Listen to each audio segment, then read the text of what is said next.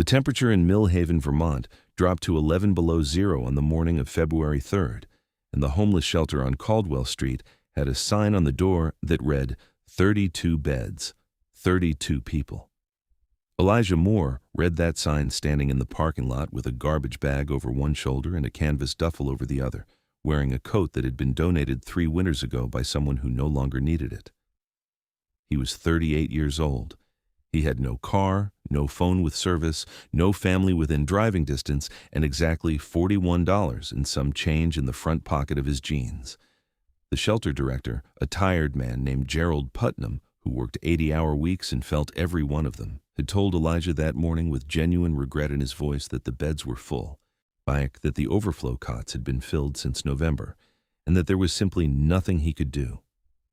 He'd handed Elijah a paper with the address of the next nearest shelter, which was in a town called Drayfield, 22 miles north on a 2-lane highway that had not been plowed since the last storm 3 days before. Elijah had stood there in the parking lot for a long time after Gerald closed the door. Not out of anger, not out of despair, at least not right then. He stood there because he was thinking, and when Elijah Moore was really thinking, his body tended to go quiet. His hands would stop moving, his shoulders would settle. He'd look at something, a fence post, a patch of frozen ground, a pile of old lumber stacked against the wall of the shelter's equipment shed, and he'd stay with it until whatever was forming in his mind had somewhere to go. That pile of lumber is important. Remember it. Elijah had grown up in a small mill town in western Pennsylvania called Crestline, the kind of place where the paper mill employed half the county until it didn't, and then the county slowly folded in on itself like a piece of wet cardboard. His father, Raymond Moore, had worked the mill for 26 years and understood wood the way some men understand engines or soil or weather. Raymond could look at a piece of timber and tell you its moisture content by feel, tell you how it would burn, how it would split, how it would hold a nail. He taught Elijah to read wood before Elijah could read books, and that was not an exaggeration. By the time Elijah was 10 years old, he could identify white oak from red oak by the smell of a fresh cut. By 12, he could split a cord of firewood in an afternoon without losing his rhythm. By 15, he could build a simple structure that would stay standing in snow. What Raymond never managed to teach Elijah was how to stay out of his own way. Elijah had the kind of mind that could solve practical problems with an elegance that left grown men nodding slowly. But he also had a stubbornness that bordered on self-destruction when life pushed him into corners. He dropped out of community college after 1 semester, not because he couldn't do the work, but because he couldn't do the sitting still. He'd held maybe a dozen jobs in his 20s, some of them good ones, none of them for long. He'd spent a year and a half in a relationship with a woman named Carla, who loved him enough to tell him the truth, which was that he was the most capable person she'd ever met, who consistently found a way to undo everything he built. They'd parted without anger, which was somehow worse than if it had been ugly.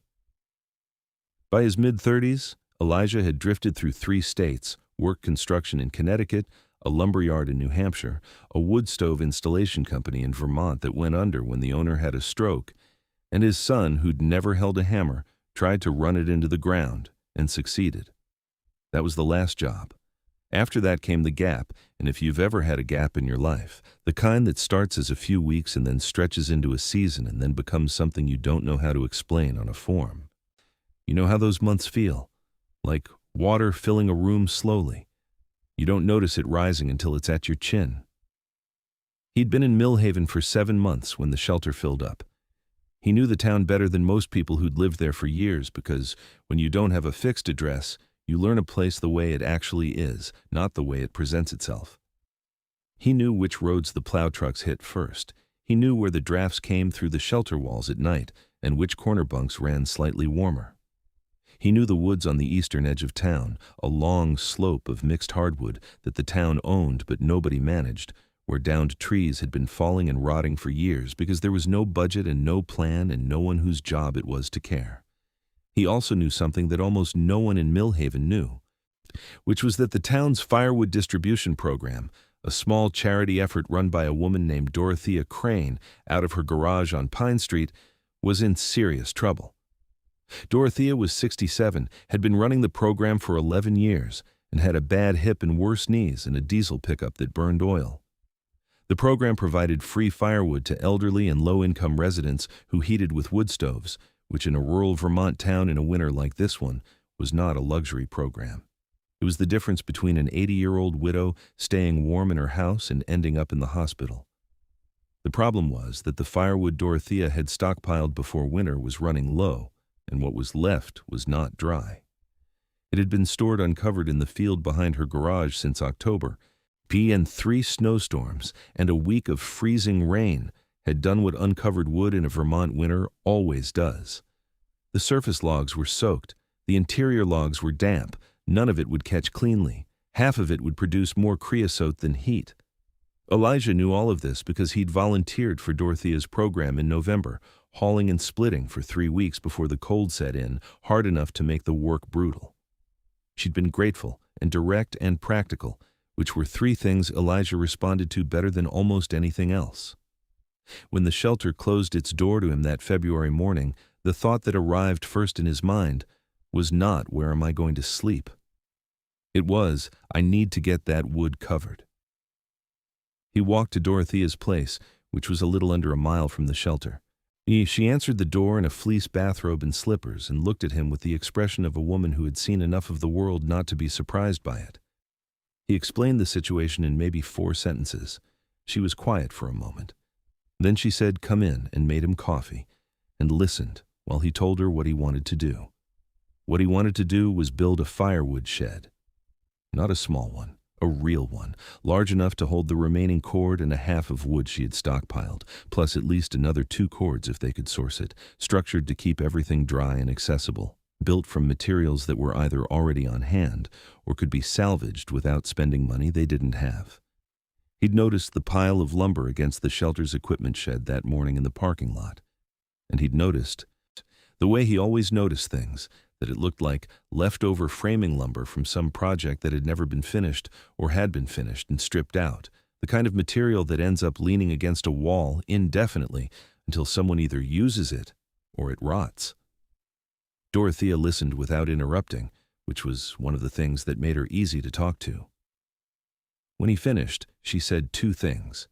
First, she said she'd already called Gerald Putnam about that lumber pile last fall, and Gerald had said she was welcome to it if she could haul it. Second, she said that if Elijah was going to do this, he was going to sleep in her barn, and she did not want to hear an argument about it. He didn't argue. The barn was cold but out of the wind, and there was a space heater that Dorothea ran on a timer. And there was a cot she'd brought out from the house with 2 wool blankets and a sleeping bag on top of it. Elijah lay there that first night, listening to the wind move across the roof and thought about the design. Not in an abstract way, in a precise and methodical way, the way his father had taught him to think about any structure before you drove a single nail. You think about the load first, then the drainage, then the access, then the thermal conditions, then the materials. In that order, every time, no exceptions. A firewood shed has one job, which is to keep firewood dry and accessible. Everything else is secondary. The roof pitch determines how water and snow shed. The floor design determines whether moisture wicks up from the ground into the bottom row of wood, which it will if you let it because wood is porous and ground moisture is relentless. The orientation determines how much rain drives in on the open face during a storm. The size determines how much wood you can protect and how efficiently you can stack it. Elijah had built small sheds before, nothing elaborate, but he'd also spent years in the lumber industry watching what worked and what didn't, watching sheds that were technically adequate fail because someone had gotten the drainage wrong or the roof pitch too shallow or the spacing of the floor slats too wide. He had a design in his head by midnight. He hadn't written anything down because there was nothing to write on, but it was there, complete and precise, the way things always were for him when the problem was one he understood down to the bone. The next morning he walked back to the shelter and knocked on Gerald's door. Gerald, to his credit, did not hesitate.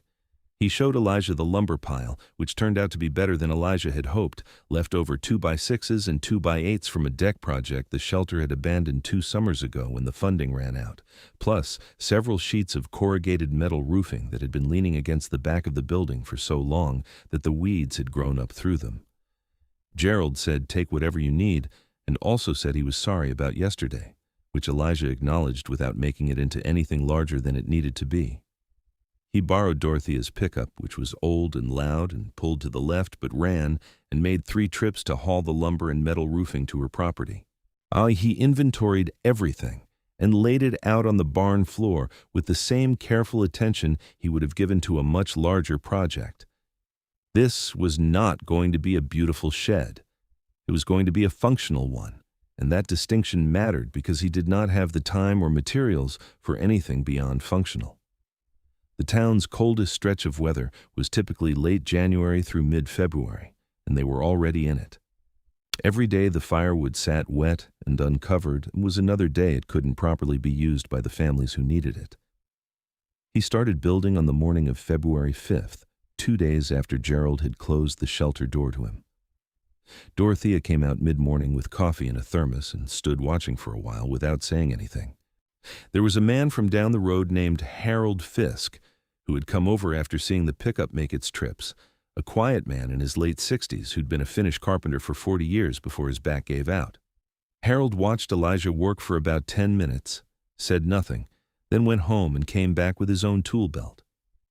He didn't announce himself. He just picked up a board and held it where it needed to be held, and Elijah thanked him without ceremony, and they worked like that for most of the day. The shed Elijah built was 14 feet wide, 8 feet deep, and 7 feet tall at the peak. The frame went up in one long day, and it was square and plumb and solid, which Harold confirmed by checking it twice with a level he'd brought from home and not saying a word when both checks came back right. As for the floor was a series of pressure-treated 2x4s laid flat across a gravel base that Dorothea had Elijah dig out by about 4 inches, enough to keep standing water away from the wood. The slats were spaced an inch apart to allow airflow from below.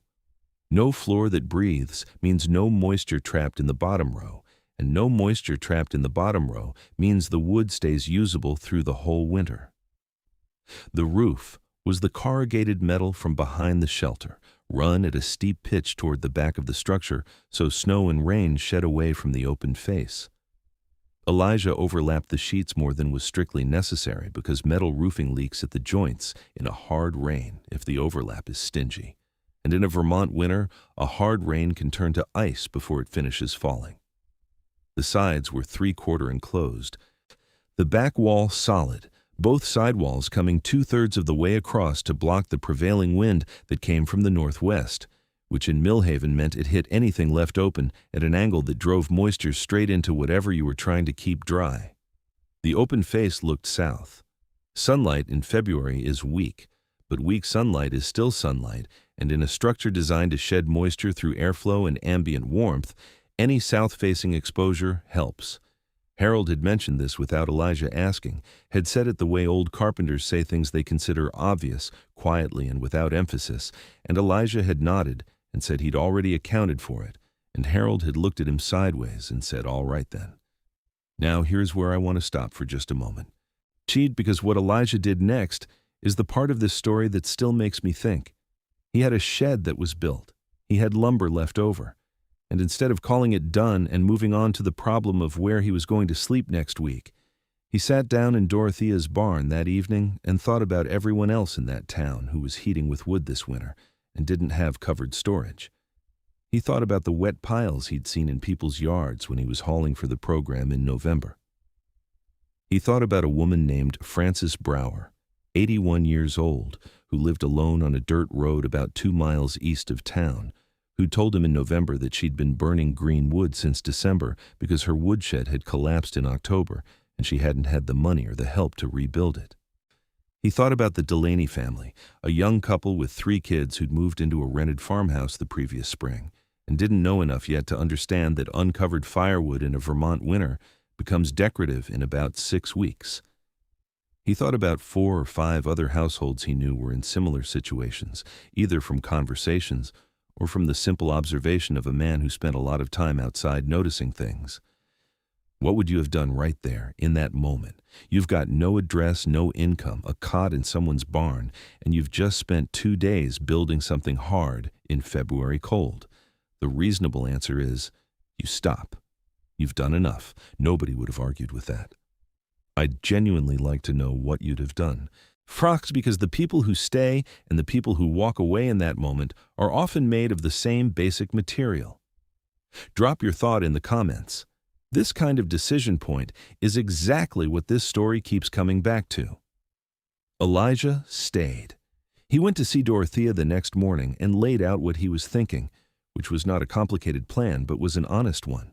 He would build simple covered wood storage for the households in the program that needed it most, using salvaged materials wherever possible, basic structures that didn't require anything beyond function. He would need help because he couldn't do it alone in the time he had.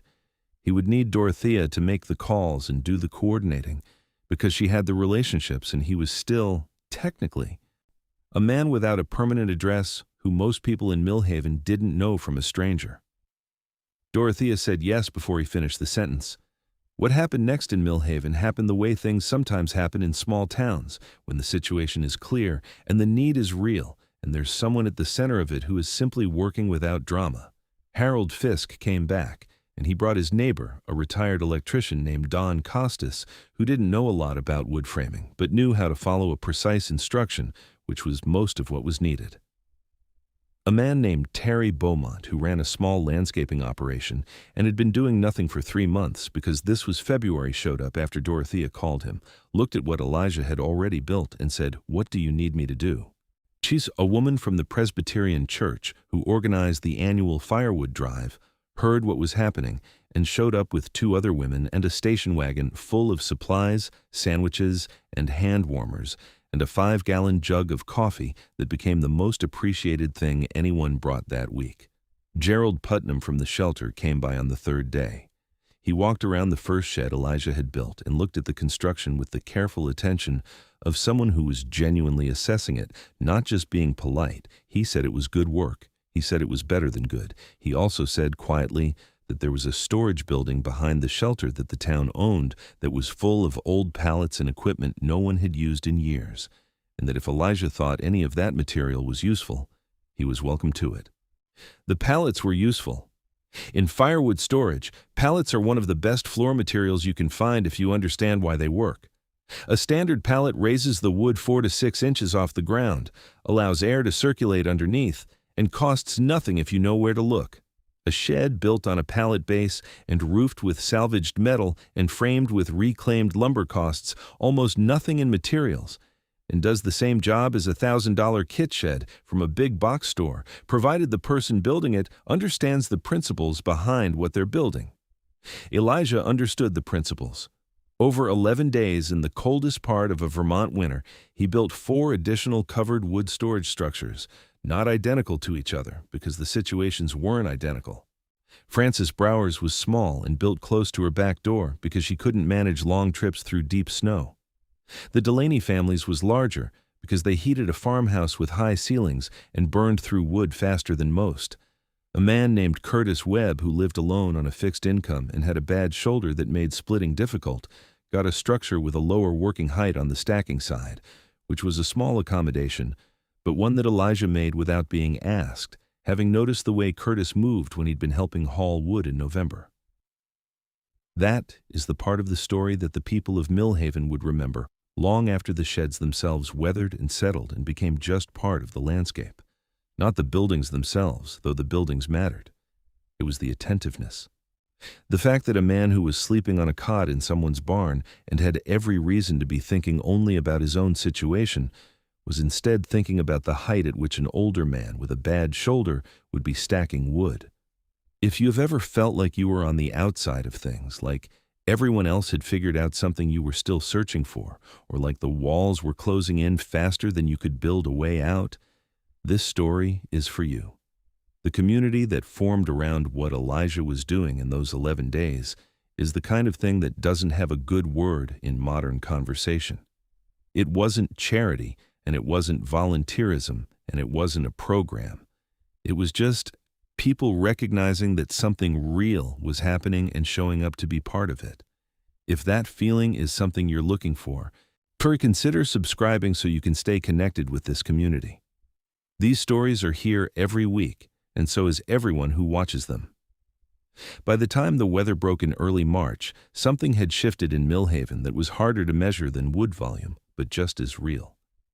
The 6 households served by Dorothea's program, who'd had covered storage through the worst of the winter, had burned through significantly less wood than in previous years, not because the winter was warmer, but because dry wood burns more efficiently than wet wood, which is one of those things that sounds obvious until you run the numbers.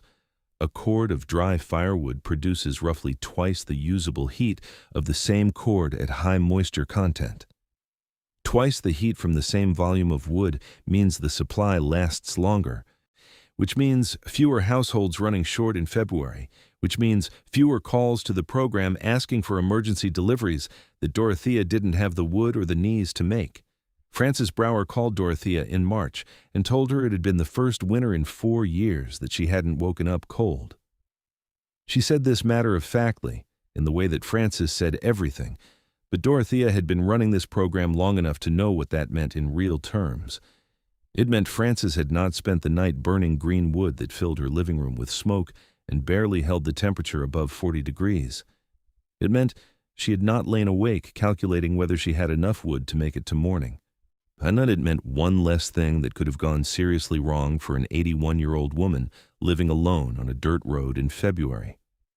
Curtis Webb told Harold Fisk, who told Don Costas, who eventually told Dorothea, that his shoulder had been bad all winter, and the shed Elijah had built at the right stacking height had let him keep up with his own wood without asking anyone for help, which for Curtis was the part that mattered most.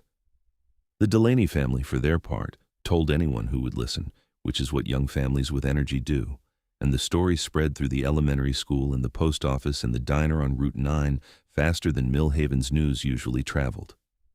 People began coming to Dorothea's garage not to pick up firewood, but to see the shed, which sounds strange. But it makes sense when you understand what they were actually looking at. They were looking at a structure built from materials that had been sitting unused and going to waste, assembled by a man with no workshop, no truck of his own, no tools beyond what Harold had brought, and no salary that was doing its job completely. The roof didn't leak. The floor kept the wood off the ground. The walls blocked the wind without blocking the airflow. Everything was exactly as designed, and nothing was extra. Gerald Putnam had a long conversation with Elijah in early March, standing in Dorothea's driveway in the mud that follows a Vermont snowmelt. And what came out of that conversation was an arrangement that Gerald had to take to the shelter's board before it was official, but that the board approved without much debate. The shelter had an outreach component that had been unfunded for 2 years, a program designed to help people transitioning out of homelessness find temporary work and housing connections. The board agreed to bring Elijah on as a paid part-time coordinator for the wood program through the following fall, with a room in the shelter's residential wing as part of the arrangement. It was not a large salary. It was not a permanent solution, but it was a door, and Elijah had learned enough in his 38 years to recognize a door and walk through it.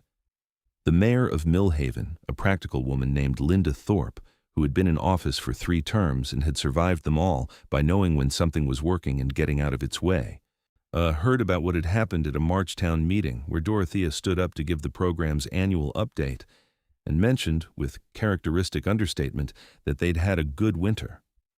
Linda asked a few questions afterward, tracked down Harold Fisk, and eventually went to see Elijah.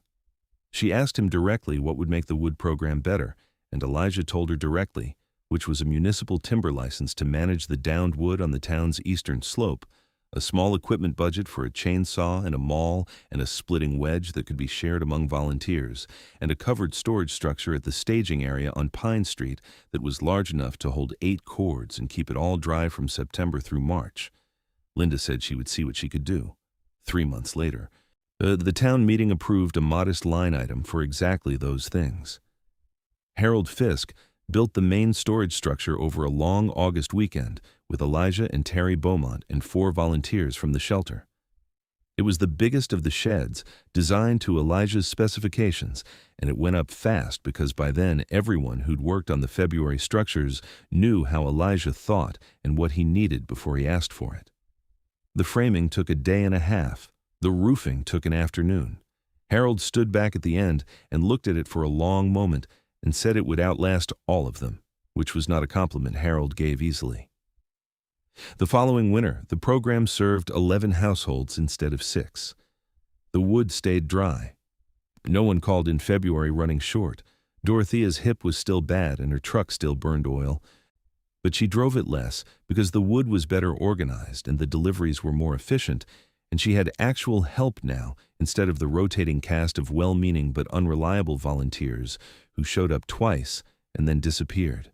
There is a woman in Millhaven who was 82 years old that second winter who still refers to Elijah Moore as the man who saved the season, which is the kind of thing an 82-year-old says that sounds like a small thing until you spend one Vermont February trying to stay warm on a fixed income with wet wood and nobody to call. Frances Brower is not a woman who uses dramatic language. When she says saved, she means it in the specific and literal sense that the warmth she had that winter was directly the result of what he built, and that without it, things would have gone badly in ways she preferred not to examine too closely. The skeptics existed, of course. They always do. A selectman named Paul Reardon, who'd been on the town board for 12 years and had strong opinions about everything from road maintenance to what qualified as appropriate use of municipal land, had initial reservations about letting an unhoused man with no permanent address run any part of a town-adjacent program. He said this in meetings, not unkindly, but clearly, and he was not wrong to raise the question because these are exactly the kinds of questions institutions are supposed to ask. What changed Paul Reardon's mind was not an argument. It was the shed. Gerald took him to see the structure on Pine Street the following September, walked him through the design. I'd explained the floor drainage and the roof pitch and the wind-blocking wall configuration, and let the engineering speak for itself. Paul walked around it twice, pressed on the framing, looked up at the roof. Finally, he said it was sound. That was the whole endorsement, and it was enough. Elijah Moore spent the following 3 years in Millhaven.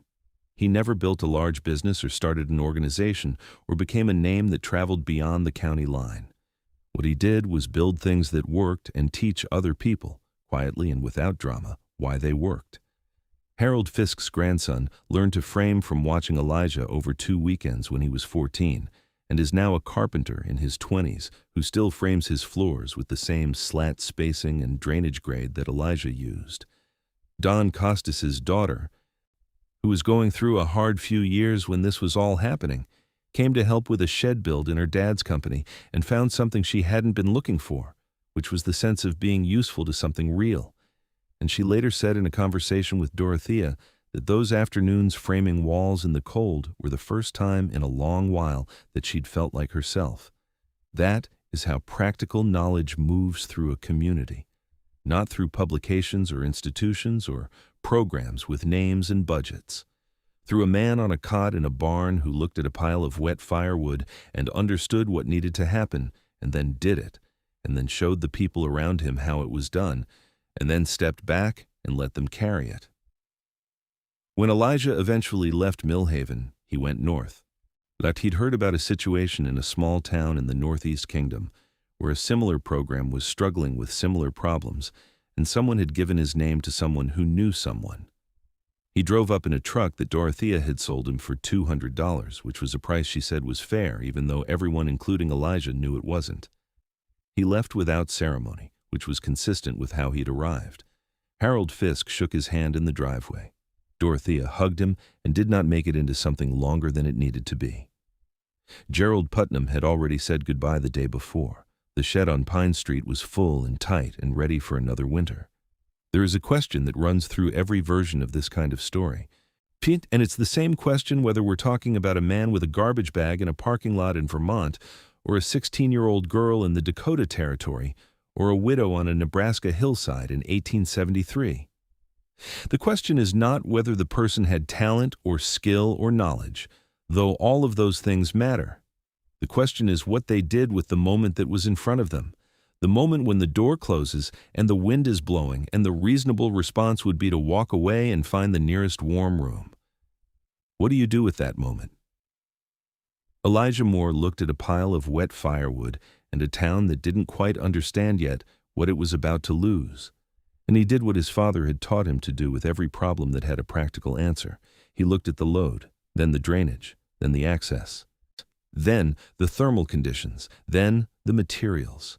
He built a structure that shed rain and held wood off the ground and faced south and blocked the northwest wind. He built 4 more. He taught people why they worked, and then he got in a truck that burned oil and drove north to do it somewhere else. The sheds are still standing. The program still runs. Frances Brower is older now, and the road to her house is still unpaved, but there is covered wood beside her back door every November, and there has been every November since the winter Elijah Moore was turned away from a shelter with 32 beds and $41 in his pocket, and chose to stand in a parking lot and think instead of walk away. That is not a small thing. That is not a human interest story or an inspirational footnote. That is the actual mechanism by which hard winters get survived, not by programs with budgets or governments with plans, though those matter too. By people who understand something specific and real and apply it precisely and show others how it works and step back. By knowledge that costs nothing to carry and everything to ignore. His father would have recognized the shed on Pine Street immediately, known it for what it was, a piece of work done right, no more and no less than what the situation required.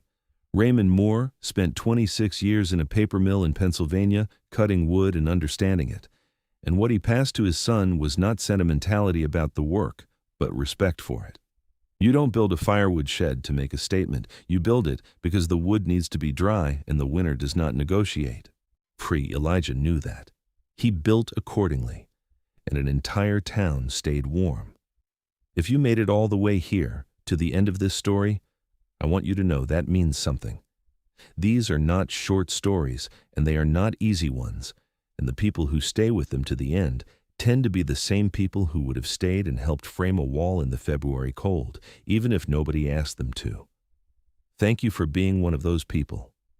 There is another story waiting for you on this channel about someone else who had nothing and built something that lasted. And if this one meant anything to you, that one will too. Go find it when you're ready. And in the meantime, carry what you've learned here, the way Elijah carried what his father taught him, quietly, precisely, and ready to use it when the moment arrives.